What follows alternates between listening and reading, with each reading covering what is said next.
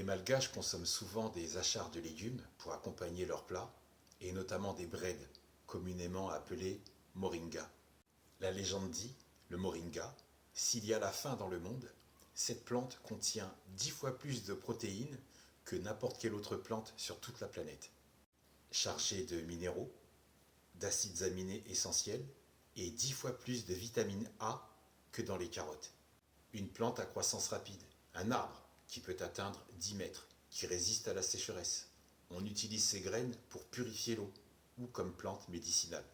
Feuilles et graines bien macérées, c'est aussi un excellent détergent naturel. Je vais parler en codé. Ils m'ont supprimé 4 vidéos quand j'ai abordé le sujet, quand j'ai employé certains mots, donc fais preuve d'imagination. À Madagascar, pendant la confiture 2020, Anji Rajulin, le président malgache, parle d'une tisane comme solution à l'épidémie du rhume 1-9. C'est un remède qu'il a distribué gratuitement par le biais de l'armée malgache dans toute la capitale, dans les écoles, dans les quartiers populaires, bref, partout sur le territoire. Ce remède, sous forme de tisane, est un mélange de plantes médicinales composé de l'artémisia, qui soigne les fièvres et les infections parasitaires.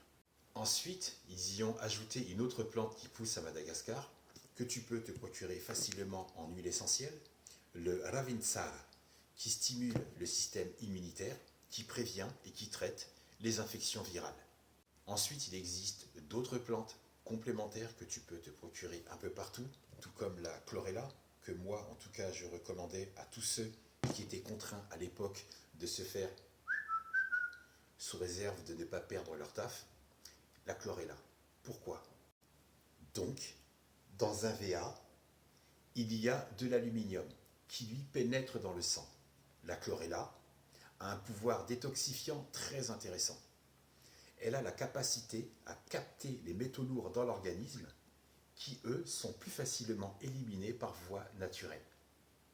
Si tu ne trouves pas, il y a sa cousine, la spiruline. Elle fait la même et c'est un excellent antioxydant.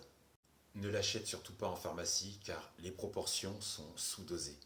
Ensuite, des mecs du ghetto ont trouvé un remède naturel qui ont fait rager tous les scientifiques à l'époque, qui ont été contraints de l'accepter, de l'admettre et de l'enregistrer en pharmacopée, c'est-à-dire dans l'encyclopédie qui recense tous les remèdes et toutes les autres plantes médicinales à usage thérapeutique.